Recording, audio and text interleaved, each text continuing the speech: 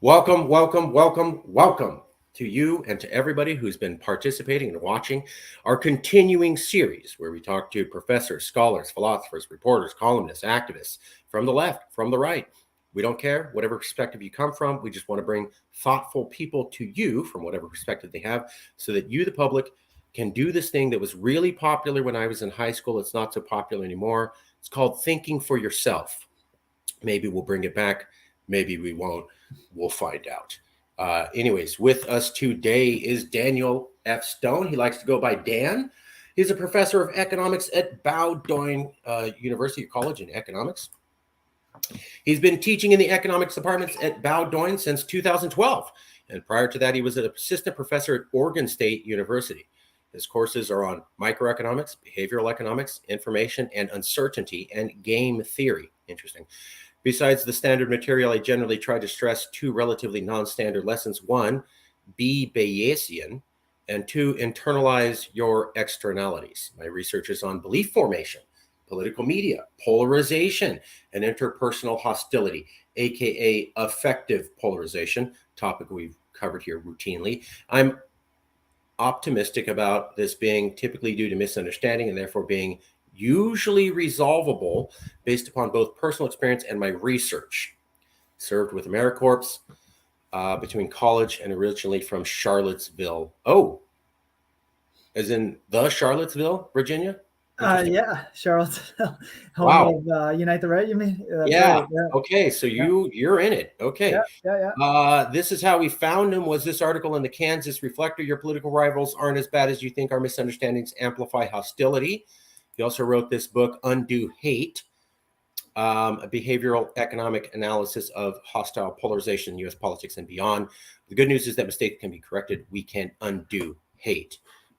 We'll get into those in detail in a little bit. But first, Professor Dan, did we get anything wrong? Is there something we need to correct? Anything else? All that sounded pretty good, except for the pronunciation of my institution here. It's a really tricky one, but it's pronounced Bowdoin. I should have warned you about that. That's my fault. I've been saying that's right. Fine. I've said Bowdoin for 5 videos now. Now I know. It's Bowdoin. Nobody gets it right. That's no problem. Everybody gets it wrong. It's a small Bowdoin college. University. Yeah. Okay. Yeah, I said that wrong a couple times. Okay. No problem. You're not alone. You're in good company. You're in good company. I've interviewed 2 Bowdoin professors before. You're the first one to bring. Oh yeah. Yeah. You're saying Bowdoin, and they're like, yeah. Well, I believe in free discourse. I'm gonna share my thoughts. All right. I appreciate you. And see, folks, if the information's wrong, we will correct it right on air. That's why we like doing live shows. We like asking. That was a test. You took the pushback. Okay, Bowdoin. Good job. Since we have your background correct, at Bowdoin, college or university? Yeah, it's a liberal arts college. So yeah, a college. No Bowdoin grad students. College. No grad students. 4-year liberal arts college. Okay. Yep. Bowdoin College. You are from Charlottesville, so you obviously knew the Unite the Right rally there. Terrified most of us, I have to say, as a minority. That was a kind of a flashbacky time. I watched a lot of documentaries on World War II, and particularly the Nazi rallies that led up to it. And I had a tingle down my spine watching that. Yeah. Yeah. I wasn't in Charlottesville at the time, but my parents are still there, and yeah, it was a scary time for a lot of people. It's a progressive. It's where the University of Virginia is, so it's a pretty progressive college town, but it's in Central Virginia, and so historically, it's certainly part of the South. So there are very Confederate statues, Stonewall Jackson, things like that. And so it's the combination of, the sort of new progressive, university affiliated left with the historical, conservative right-wing traditions. Stuff came to a head there. Yep. So we saw what happens when two sides interact that have strong different opinions about the way America should go. Interesting to say that. I find it sad, but nobody outside of there on the West Coast views Charlottesville as any sort of progressive place anymore, just because of that one event. I know that's inaccurate, but I'm just saying it's That's interesting. I mean, the protest happened there exactly because of the because of the left-leaning nature of the town. That's what provoked the pushback, because the town wanted to get rid of the Confederate statues. That's what caused it to be the place of the rally. So Yeah, it yeah. was a typical, it's one of the most liberal, pound for pound, liberal populations in the state of Virginia, which is a more liberal state, of course, than the deep states in the Deep South. Fair. You're there. I'm not. I'm just saying that here on the West Coast, the impression is Charlottesville. Yeah, it's Yeah, I know about associated. Charlottesville. Right. No, Yeah. it's. I've heard other people say that it has the association. It's the home of the Dave Matthews Band, also, by the way. And Hey. yeah, Thomas Jefferson's from there, for better for worse. Of course, that Hey. has a mixed, association now. And no slight on the Tiki Torch Corporation. The Tiki Torch Corporation didn't know they were going to be used. I understood they took a massive dive in sales after that. They had nothing to do with that, folks. They didn't. They sell products. People wanted torches. Okay. I saw that and I'm like, that's so dumb. That company didn't endorse that. They were just Tiki Torch. there. Exactly. We shouldn't judge the Tiki Torch. Tiki Torchers can be. Yeah. Hello? Yes. Yeah, we're back. It's a little disruption. Yeah, I remember during. I lost you for a second there, but you're back. You're back. Right. Yeah, it's a internet thing. It always snaps back in. It reminds me during the Afghan war when they found the Taliban were using Toyota pickup trucks.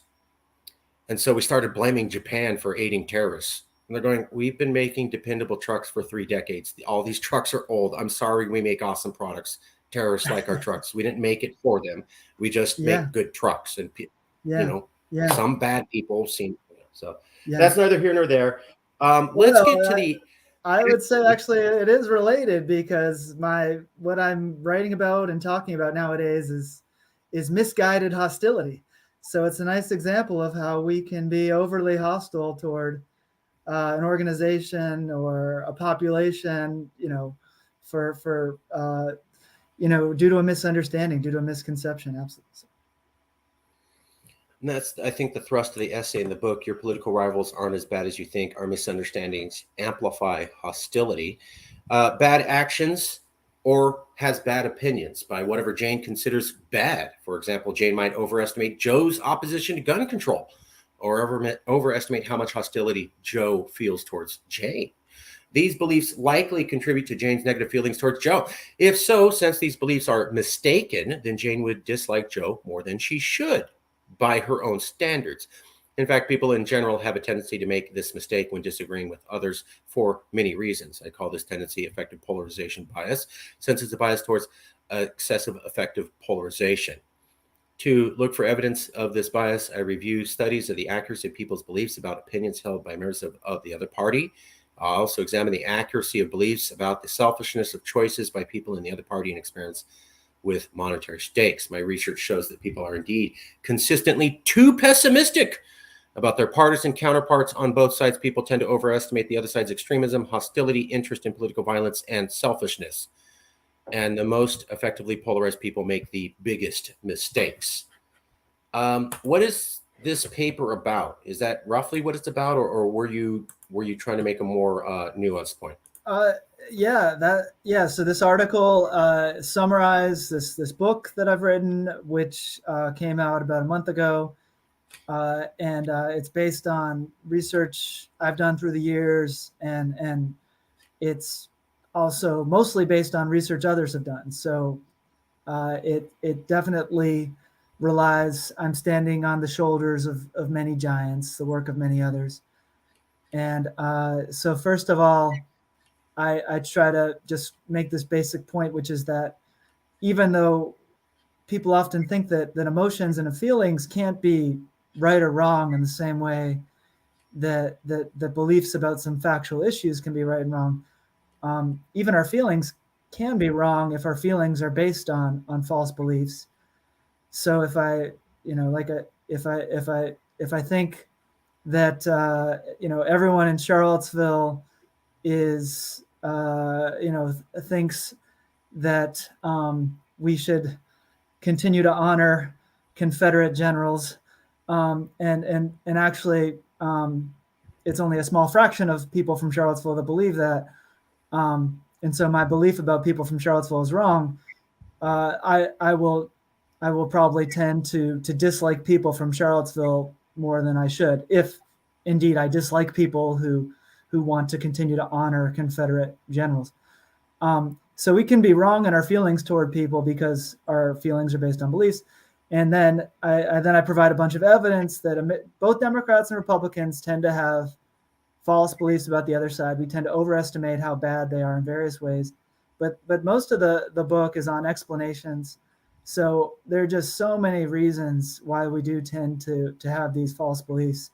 And I also compare the Democratic and Republican divide, that hostility to disagreements that people have in general in all walks of life. So I think it's useful to recognize that, you know how most of the time when we get mad at someone, when we have some bad blood, we have some sort of beef with a neighbor or a friend or colleague or family member, most of the time we are just not understanding them fully. We think they've done something, you know, we think they didn't reply to an email intentionally. We get all in a huff, and actually they did reply and we just missed it, you know, or you know, we think that, you know, they're not taking care of our neighbor annoys us because they don't mow their lawn enough, and actually, you know, they're trying to conserve, they, you know, are trying to you know, conserve gas. They have a gas mower and they're just trying to cut down on their emissions and their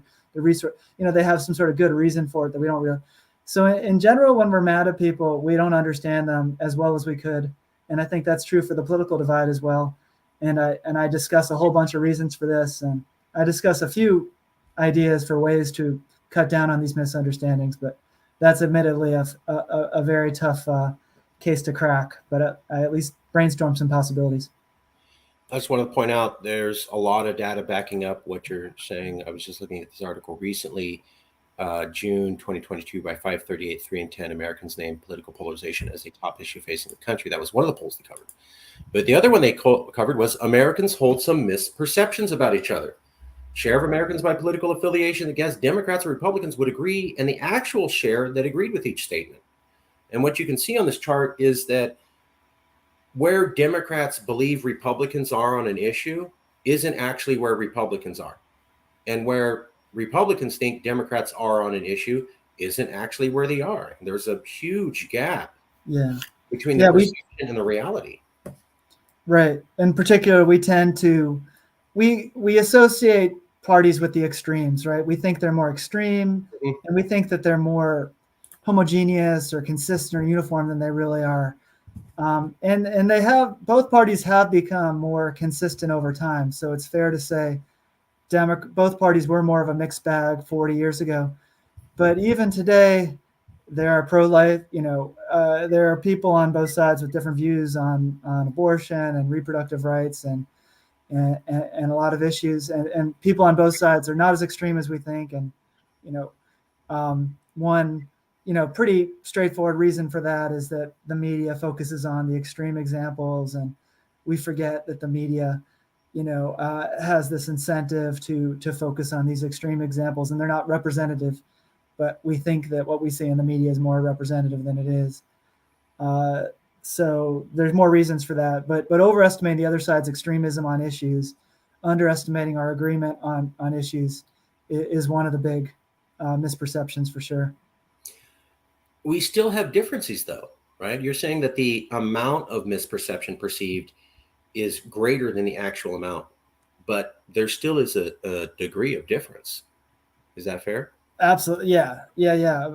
So of course, so there are significant differences, and, you know, I'm not claiming that everyone should always love every other member of humanity. And I don't make any philosophical statements about who should like or dislike other people. So I'm not claiming that no that Americans should simply like or love their counterparts in the other party, but I am saying that our feelings should be based on accurate perception. So it's possible to dislike them more. So yes, there are real differences, and they're very possibly real legitimate reasons for negative emotions and real hostility. We just overdo it. We overdo it. For example, in this question, they asked this, white supremacist beliefs are a major problem in the United States. Democrats said 90% of Democrats said, yeah, that's a problem. Where it was really only about 60%, no, I'm sorry, it was only about 30% of Republicans. So that's a huge gap between 90 and 30%. However, backing up what you're saying, while only about 30% of Republicans felt white supremacist beliefs are a major problem in the US, Democrats felt it was really only 22% of Republicans who felt that way. So they didn't give them, it's actually a third of Republicans think this is a problem. Democrats said, it's not a third, it's like a fifth. So that is them exaggerating how many Republicans recognize this is an issue by significant margin, 22 to about 35-ish percent, more than 10 percentage points.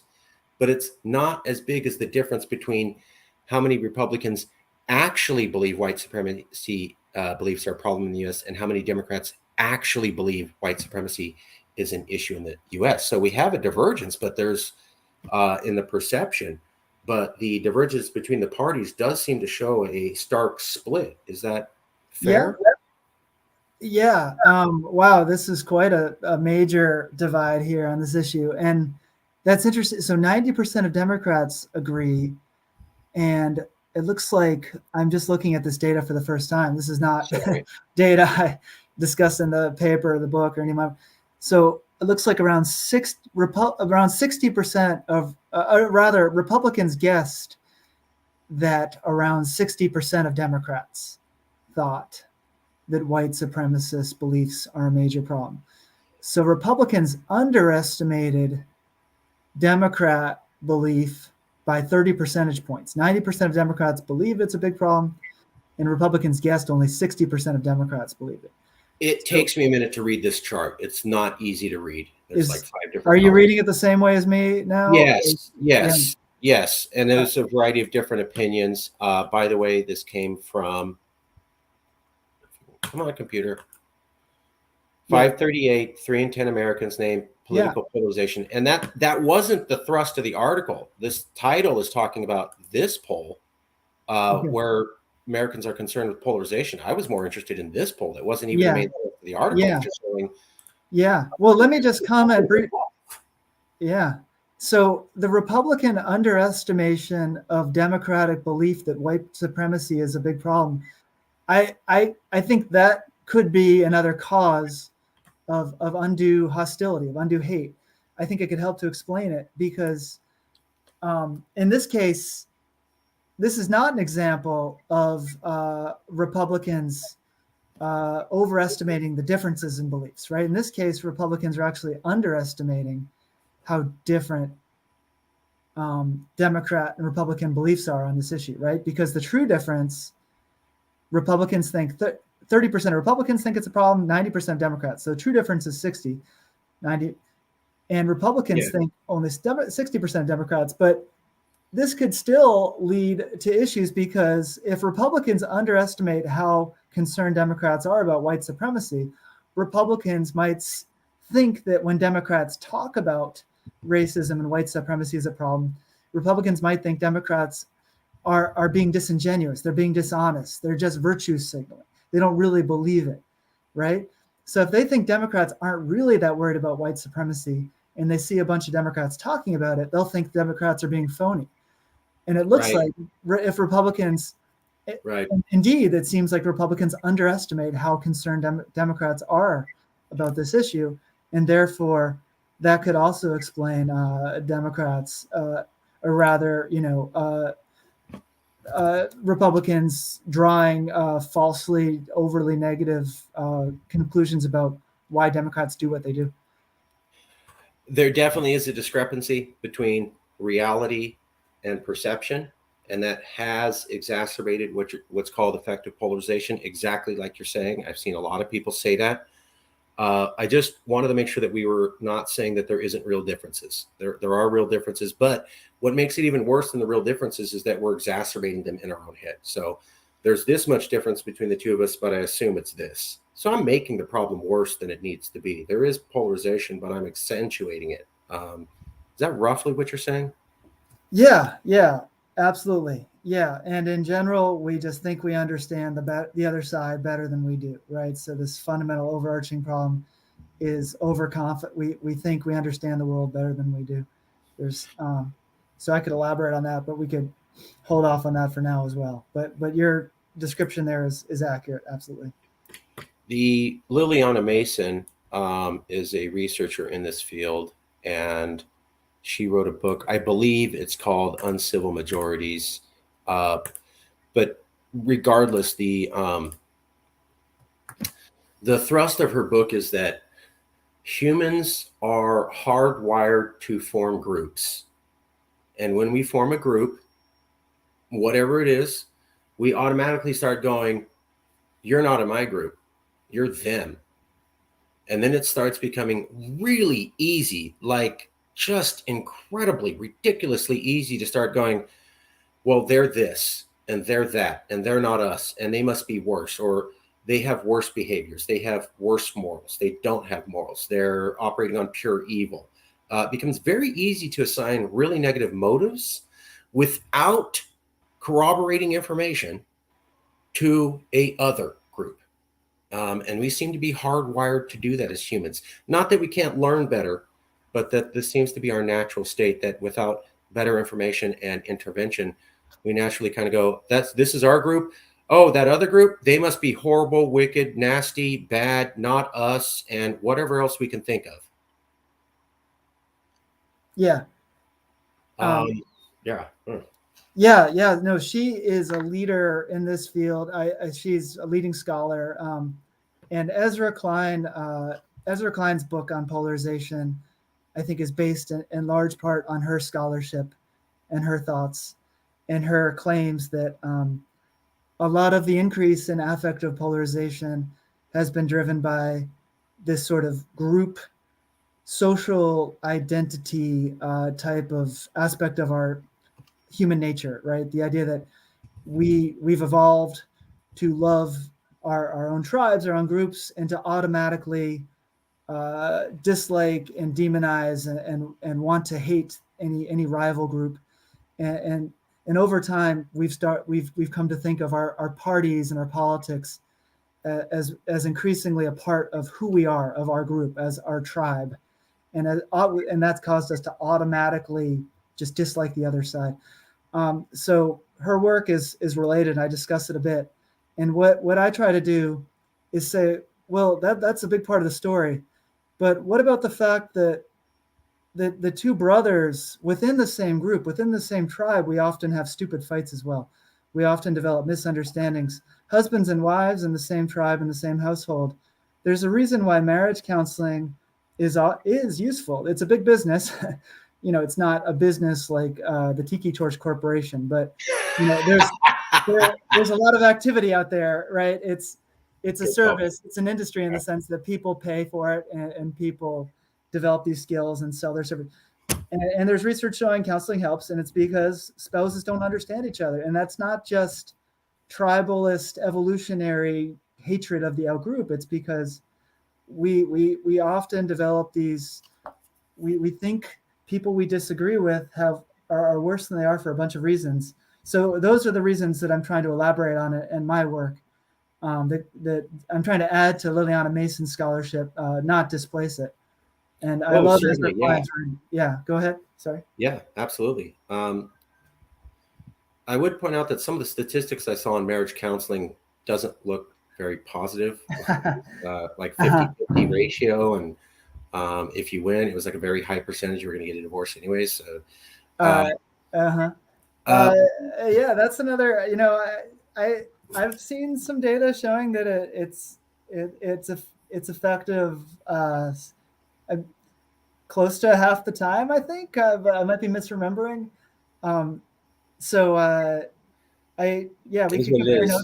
We could compare notes on that later. Yeah. Let me read about this book, and I want to ask questions about this. Undue Hate, a Behavioral Economic Analysis of Hostile Polarization in the U.S. politics, and beyond. It's well known that the political divide in the United States, particularly between Democrats and Republicans, has grown to alarming levels in recent decades. Affective polarization, emotional polarization, or the hostility between the parties has reached an unprecedented fever pitch. In Undue Hate, Daniel F. Stone tackles the biases undergirding affective polarization head on. Stone explains why we often develop objectively false and overly negative beliefs about the other side, causing us to dislike them more than we would. Approaching affective polarization through the lens of behavioral economics, Undue Hate is unique in its use of simple mathematical concepts and models to illustrate how we misjudge those we disagree with for both political and non-political issues. Stone argues that while our biases may vary, just about all of us unwisely exacerbate conflict at times, managing to make ourselves worse off in the long run. Finally, the book offers both short and long-term solutions for tempering our bias and limiting its negative consequences, and just maybe finding a way back to understanding one another before it's too late. What do you mean? Well, yeah, first, so what are the ways that we can fix this? Oh gosh. Yeah. Top three. That's quite a doozy. So what are people talking about? So one commonly discussed idea is that we need more parties, though just having two parties naturally causes each party to focus. It turns everything into what appears to be a zero-sum competition, and it makes us focus our hostility on the other side. So there are some good ideas out there for actually making third, fourth, and fifth parties more viable.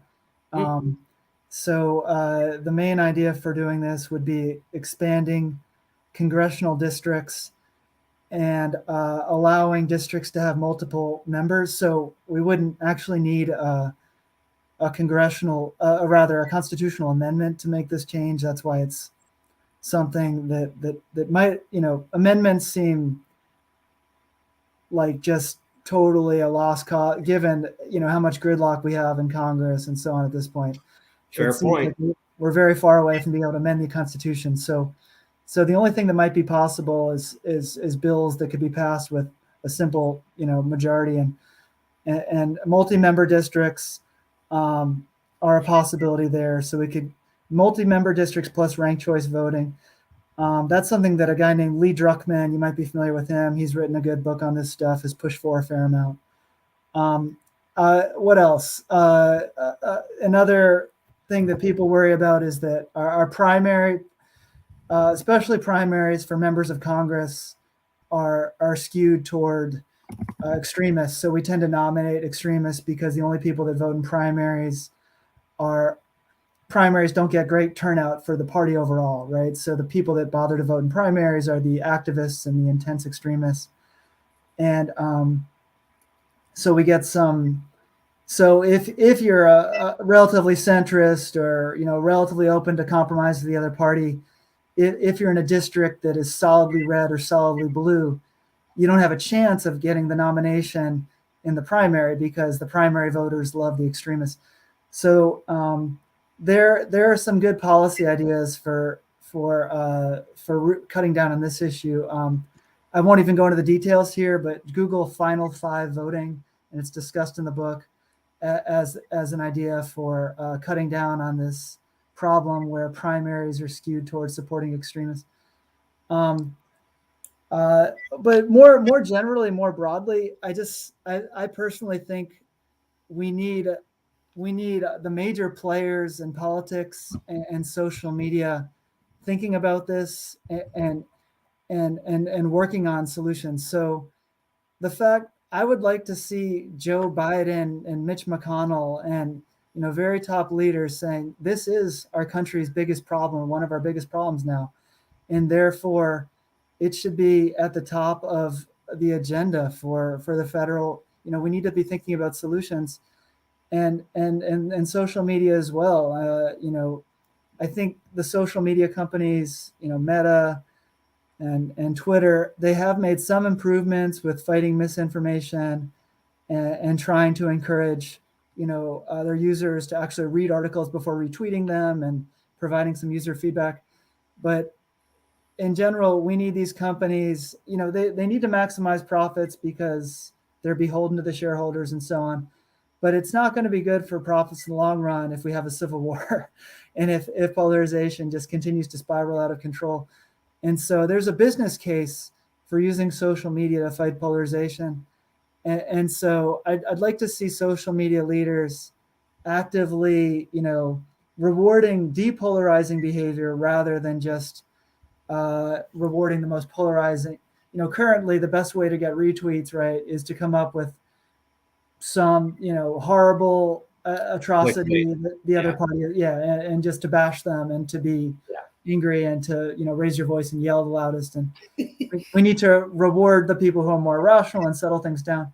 So bigger picture, I'd like to see the social media and top, this is admittedly, it's a long shot, but if people could talk about it, I think it could happen. And just increasing our general awareness of, of the irrationality of polarization and how much polarization is based on misperceptions and overconfidence, and just stigmatizing and making it uncool to be a polarizer, and making it seem enlightened and admirable to fight polarization in the same way that it's admirable and enlightened to fight racism and discrimination and all other types of lots of other types of biases.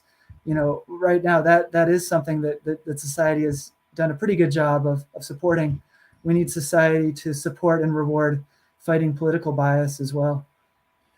So we need to make it uncool to be a polarizer, and it's admirable to come together and build bridges. So when AOC comes out and says, hey, let's make a list of everybody who worked for Donald Trump, a play right out of the Nazi handbook, she should have been condemned instead of celebrated for that. When Joseph Biden made a televised address at night in front of a blood red backdrop with active duty Marines, where he seemed to say 78 million Americans were enemies of state, he shouldn't do that. He should have been criticized for that. Is that fair? That's definitely on the, I won't comment on the very specifics because I don't know those specific examples, but generally speaking, we need to speak up and criticize our own side. Democrats need to call out leaders when we think our leaders are being overly polarizing.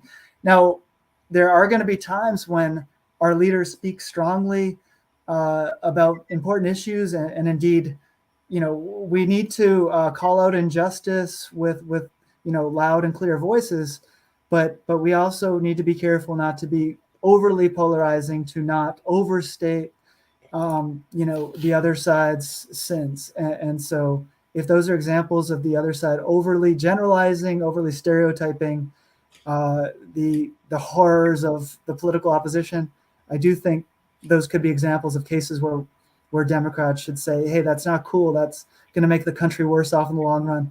That's going to give them, that's going to fire them up and make them feel justified in doing the same thing to us, and trying to galvanize their bases based on exaggerating, bad things that our side has done. So this will just contribute to the spiral. You shouldn't do it. Yeah. So I asked, and there was the event right there. And then it was so bad, it was condemned by independents and a bunch of Republicans. But then NBC and CBS had to say it scared some Democrats. The problem is that when I've interviewed professors who wrote articles on how bad political polarization is, and I brought this up, they go, good for him. Should have done more. Yeah. 78 million Americans felt that the president of the United States, with active duty Marines and a blood red backdrop, called them enemies of the state, a phrase typically reserved for ISIS terrorists. Wow. That seems to cause polarization if you have 78 million Americans feel that you just called them ISIS terrorists. And yet on the other side, we have Democrats saying, good job, Biden, should have done more. Yeah. How do we, if one side sees this as polarizing and the other side doesn't, how do we fix polarization? Yeah. So it's a he said, she said, or they said, it's tricky, right? Because if one side thinks absolutely that was the right thing to do, it's going to be tough to convince them they're wrong. And you're right. A lot of members of the academy are people who've contributed to polarization, right? It's easy in the ivory tower and in the comfort of our, college and university offices to say, to talk about how, to contribute to polarization, to speak very loudly, and to really, bash and criticize others. It can feel good. It can make us feel like we're fighting the good fight, but we need to be careful. And how do you solve it? I mean, we don't even agree on what polarization is. Yeah. Primary example number one: 78 million people viewed this as polarization. 100 million people told them to shut up and you're stupid. Yeah. So we need to. Yeah. So I won't claim to have great solutions beyond saying, don't call people stupid. First, respect needs to just be first and foremost given from each side to the other, no matter what's going on. And again, we can disagree, but of course you have to try to understand why you're disagreeing, and be very careful not to be overly judgmental, overly intolerant, and work hard to understand why they think what they think. So if, let's understand, why did Biden do this? What was his reason for this? And let's explain to him and the professors who defended him why. Might have lost you for a sec there. Yeah. So Hillary Clinton's famous basket of deplorables line. Exactly. I don't think when she said that, she realized how much damage that would do to her and her side over a period of time. So a lot of it's just naivete and lack of thoughtfulness. And in her defense, she didn't say all Republicans were deplorables either. So that statement has been exaggerated. Sure. But I've also heard Democrats say, it's not 25% Hillary, it's 100%. Right. So that doesn't seem to encourage deep conversation. So education, people, you went hardcore, you should have gone more hardcore, calling out the other side. Yeah.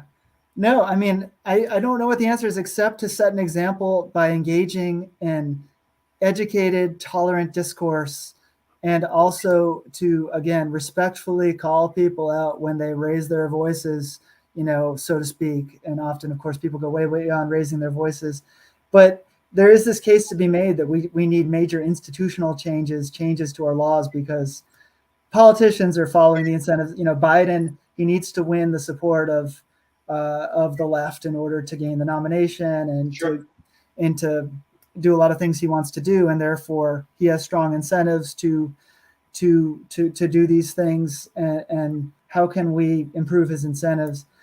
Again, there are some policy ideas out there, but more generally, I think just in engaging in these discussions and spreading the gospel as best we can, that we don't understand the other side as well as we should. And every time we say horrible things about them, we're most of the time when we do that, we're making the problem worse, because when they hear it, it just fires them up, and they're just going to take what we said and double it back at us, and so on. Couple more questions, but so when newspapers who are attempting to take a middle of the road, unbiased stance, and the headline just says explaining political polarization, or how did we get here with political polarization, and academics who have studied this subject in peer-reviewed journals use phrases like, it seems like one party is out to destroy America, hint, hint, I mean Republicans. Is that an example of polarizing language that we're seeing ubiquitously used in mass media and in academia, or is it not? Yeah, absolutely. Exactly. And so as individuals, destroy America. I mean, nobody wants to destroy. I mean, sure, there might be some people out there that want to, but it's so easy. This is a classic example of, what's almost surely a mistake. So assuming the other side has it actually wants to destroy our country. It's common to think this, to actually think like, wow, they must actually want to, they must hate this country and they must want to make this country worse off. And most of that time, the other side, they're doing what they're doing because they think it's best for the country.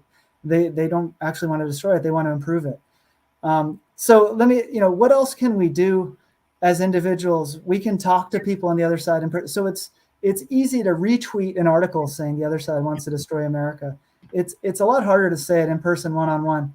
And so to the extent that we can actually, engage with, look for situations where we can actually meet people from different parties. So if, you're like actually, a context that's come up in my life with my wife and my kids, like some kids events and basically, some kids organizations just involve kids from the college, and the parents tend to all lean towards one party. And it's, I think it's sort of tempting in human nature to want to get the kids doing things with other kids who come from, similar backgrounds, and their parents work with me. And then there are other organizations, maybe like Boy Scouts and Little League, where the parents are doing maybe more working class jobs and the political views are different. And it might, instinctively, intuitively, we might steer away from those things. We need to get out there and actually interact with kids and families who have different backgrounds and show them, we're decent people. We're all decent people. We're all just trying to raise our kids. Okay. Talk to them. Even if you don't talk politics, just showing them that, people with different bumper stickers are still decent people. So human contact, there's a lot of research showing that when partisans from the opposite sides get together and just talk to each other, that cools off tempers and that cuts down on affective polarization. I had read that the interactions had to be done correctly. You couldn't just throw people in a room or it could make it worse. So they had to be positive and constructive interactions. The question I have is this.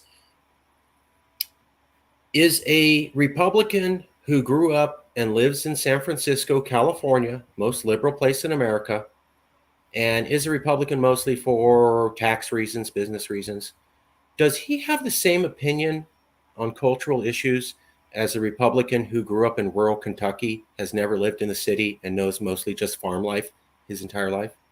Do those people think the same? Is it fair to say the Republicans feel? That's an interesting question. Yeah. I guess I'm getting at, I'm being told meaningful interactions. So I'm in San Francisco, California, super liberal. I go to my Starbucks and I meet a guy who says he's a Republican and he agrees with me. LGBTQ people need rights. Women should have control over their bodies. He just has differences on tax policy. Am I really bridging the divide?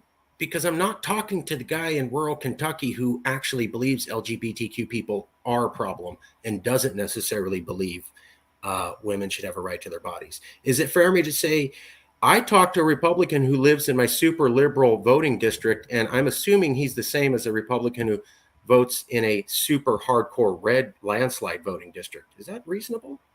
Yeah, no, that's a good point. I mean, not all Republicans are the same, and that's related to what we were talking about earlier about how it's easy to exaggerate the homogeneity and the consistency of the other side. And yeah, if you live in San Francisco, it's going to be logistically tough for you to interact in person with someone from rural Kentucky. Who knows? There are some neat programs out there that are facilitating these types of interactions. Like there's an exchange program for high school students to spend some time with people from high schools in different parts of the country, there's also, you asked what can be done. Some people suggested a required national service program for high school grads, not necessarily military service at all, but community service that would bring together 18 to 20, 21-year-old, people around that age, people from around the country, and get them to interact in person. But yeah, if you live in San Francisco, there are going to be, there are evangelicals everywhere. There are working class, blue collar people everywhere. There are people who don't have college educations everywhere. So I'm thinking more, maybe it's your plumber in San Francisco who didn't go to Stanford with you. So maybe that's a Donald Trump voter you might want to talk to a little bit and be friendly with. Not the Wall Street guy in San Francisco who votes Republican for lower taxes and for better for worse, thinks that economic policy justifies it. So you have a chance to interact with different types of Republicans in all parts of the country, and different types of Democrats. I mean, actually, in rural Kentucky, you might have more trouble finding, the Stanford-educated Democrat than you would in San Francisco finding, a blue-collar evangelical Republican. I'm in rural Kentucky. I go to my feed supply store and I meet a guy who says he's a Democrat. His family's also farmed for 3 generations. Of course, he believes in guns. He needs protection, and he's very religious. So it's okay for me as a Republican to believe all Democrats believe in guns and all Democrats are super religious, because I met a Democrat who is and agrees with me on that. Or is it more fair to say people live in certain neighborhoods, they live in certain districts, there are regional cultures, and there's a lot of evidence that people pick up the voting patterns of their behaviors.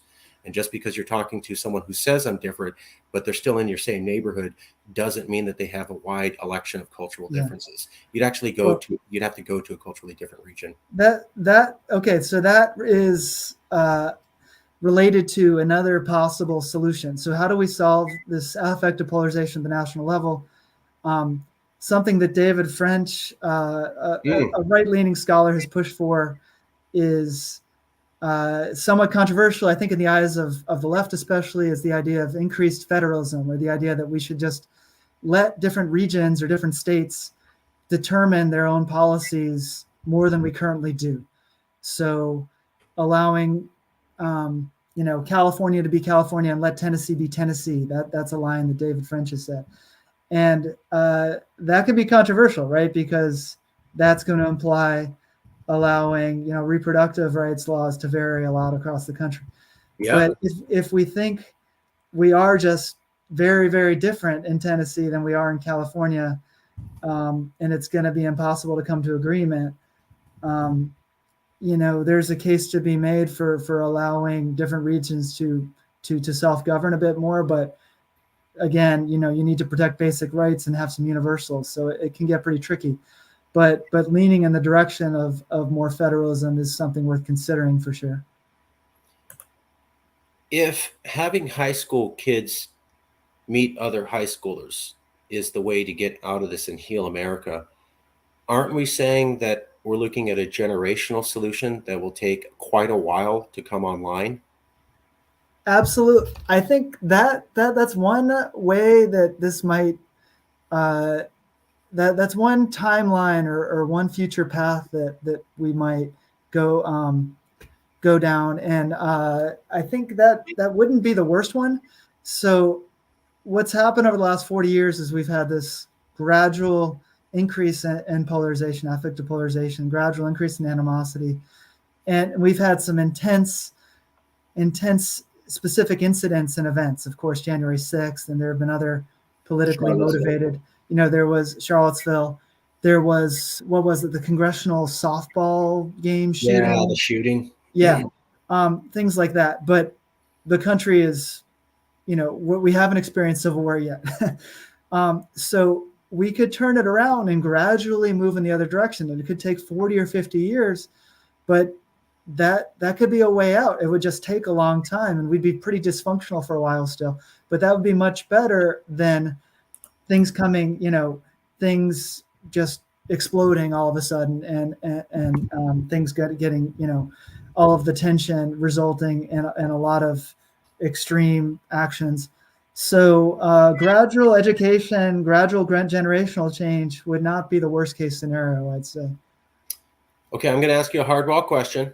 But we don't do gotcha journalism, so I'm letting you know the hardball question's coming. It's based on something you said. So here, it's coming. Here goes. It's coming. Here you see it's coming. All right, no surprises. It's going to be on the topic. You said we better fix this before it's too late. Is waiting 40 to 50 years a good plan to stop this before it's too late? No, I don't think it's the best plan. No, I mean, I think we should be working hard to fix it right away. And how can we do that? I think we should be pressuring our leaders to work on this, and we're not doing it that much. And these are things we've talked about in this conversation already. Calling out our leaders for being polarizing when they're members of our party, and therefore, no Republican is going to listen to a Democrat criticizing them, but Biden might listen to Democrats if the Democrats say you're making things worse. And this, of course, we especially, on the Republican side, where the parties are not perfectly symmetric, we have stronger accusations of electoral malfeasance in 2020. We have this election which was certified as legitimate, and all courts that have reviewed accusations to the contrary have shot them down. We need we need strong voices on that side in favor of democracy and democratic norms. And the primary fundamental democratic norm that we all need to honor is that when you lose, you accept that you lost, right? Democracy requires that the losers accept losing. And so we just need to keep pushing for that. But I realize it's not a very satisfactory solution. So what, I don't know, maybe as an academic, giving an answer. You're at least giving an answer. You're like, well, it's not the most satisfying because, my job is, as an academic, is to look at the data and try to just come up with the reasons why we misunderstand each other. And the solution part is so much harder because it's such a systemic and complex thing. So my MO or my approach has been to just talk to people and spread the word. If I had so the one specific solution that I would push for is a website that I've worked on developing called Media Trades, mediatrades.org. It's you can check it out later, or your hopefully viewers and listeners can check it out. Mediatrades.org. It pairs up media consumers from the left and right to allow them to trade media content with each other. So basically, my way of thinking about it is that it incentivizes getting out of your echo chamber. So the incentive to get out of your echo chamber is that you get someone on the other side out of their echo chamber. So you get to show, if you're a Fox News viewer and you think no Democrats ever watch Fox, you get to force some Democrat to watch a Fox News video. So I'd love for Media Trades could scale up. It could be huge. It's actually been effective in some research and teaching I've used it for. And while I got the chance to do some more self-promotion here, I want to mention I'm not trying to make any money off this book. All proceeds I make will be donated to anti-polarization organizations. And there is a free open access electronic version out there. Anybody who wants to read the book on their computer or on their e-reader can do it for free. So I'm just trying to spread the word and do whatever I can to help with this morass that we're in.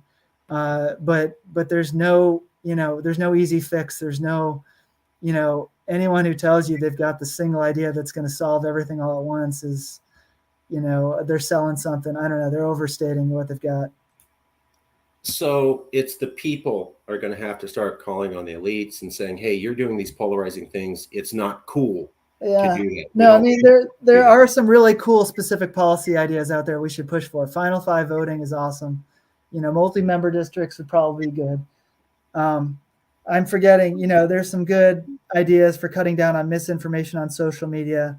I discussed a few, but there are some neat specific ideas. It's not just about generally spreading the gospel and just increasing social awareness. There are some neat specific ideas, but one thing we can all do is be more rational and more tolerant in our discourse. Yes. Sure. 2 points. One is I've talked to a lot of professors and they said the same thing. We need to have quality interactions reaching out to the other person. And I go, great. Have you done that? No. So I met maybe 3 out of 70 who did it, but they said it was a good idea. So, okay. Yeah. Okay. Last. Now, have I done that though? I can speak briefly. I mean, I really do try to. I do when I interact with people that I think have different views. I do my best to, instead of steering away, to try to be fully respectful, understand why they think what they think, to just smile and just treat them, decently, and show that, even though my politics might be different on something, we can still like each other and be friends. So. I agree. And I'm not excusing the Republicans. The Republicans have done a lot of polarizing things. I like to bring up the left because it seems like people aren't aware that they've done some things too. I remember the Durham report came out recently, and it showed that Hillary Clinton used the FBI and campaign funding to attack a political rival. That's been proven in a federal investigation. And yet, when you talk to liberals, they don't buy it. We also had a report coming out that Russian interference in the election for Trump was no more than 1% effective, meaning he did get elected by the American people. And yet, if you talk to liberals, I think Rasmussen reports came out with one saying they just reject that whole report. So we have to have people, like you said, being willing to say our side lost. Yeah. Hillary, stop lying. Hillary, you did wrong. So when we see that, that would be a good sign we're moving in the right direction, correct? Yeah. We gotta, and if we criticize ourselves, it can be contagious, right? Just as overly demonizing the other side is contagious and causes them to fight back and punch back harder.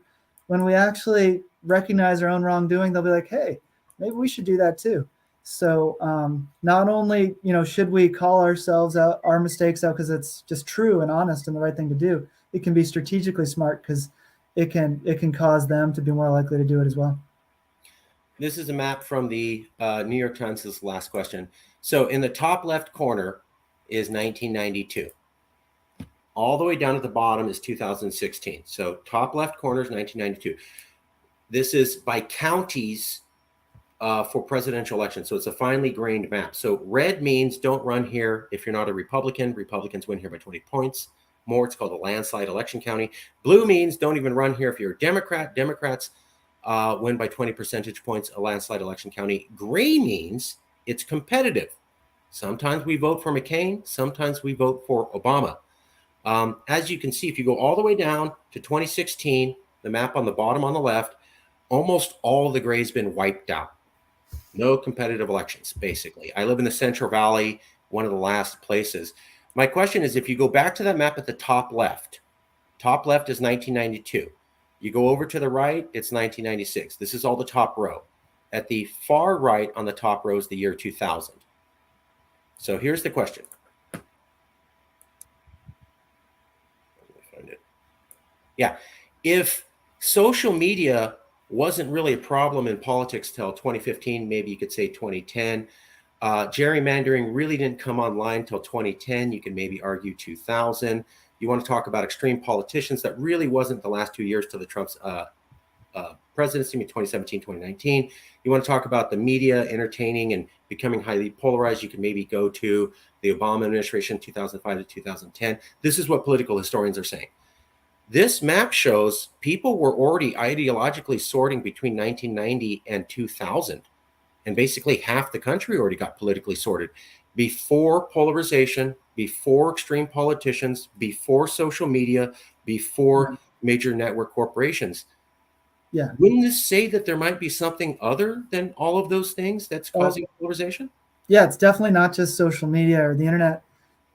It goes back to the affective polarization growth trend dates back to around 1980. Most people would say, and I talk about that in the book. So of course there are some media changes that started prior to the internet, namely Fox News, cable news in the 90s. And then there's talk radio, especially in the 80s. But aside from that, a major factor people talk about is this idea of partisan sorting. So there used to be liberal Republicans and conservative Democrats, and the conservatives have just gradually migrated over the Republican Party, and liberals have migrated over to the Democratic Party since, going back to the 60s and 70s. So as the parties have become more ideologically homogenous, that has led to less bipartisan cooperation, more intense political hardball. We have, one major incident people talk about a lot is the Robert Bork Supreme Court hearing in 1987, a lot of Republicans point to that as a point where things change, where they feel like Democrats treated him unfairly, and that justifies their retaliation. And of course, the Clinton era was there was a lot of acrimony. I mean, Clinton was, the subject of an impeachment as well, and there was, Contract with America, 1994, the Republican Revolution. Thank you. Yes. Yeah. So, Democrats weren't so crazy about Reagan. The hard feelings go back. It's not just the internet, but partisan sorting is what I think most scholars would talk about as the cause there. And we've become, the us versus them stuff has intensified because we've become more ideologically homogenous. But I think there are some media changes, and then there's also this idea that we've lost our focus on we don't have an external threat that unifies us as a country, the way certainly we did during World War II and even during the Cold War. So after the Cold War was won, so to speak, we focused on fighting each other more than worrying about external threats. But I hope that you found this was a fair interview. We didn't try to do gotcha journalism, put any words in your mouth. You got to say your piece. Do you know anybody else who might be willing to be part of an honest conversation? You don't have to, but we always ask if there's on polarization in particular, or anything political division, political polarization, where America's going. Yeah. Let me can I think about it and get back to you? Yeah. I'll email you a copy of the video in a little bit. And if you have any ideas, that'd be great.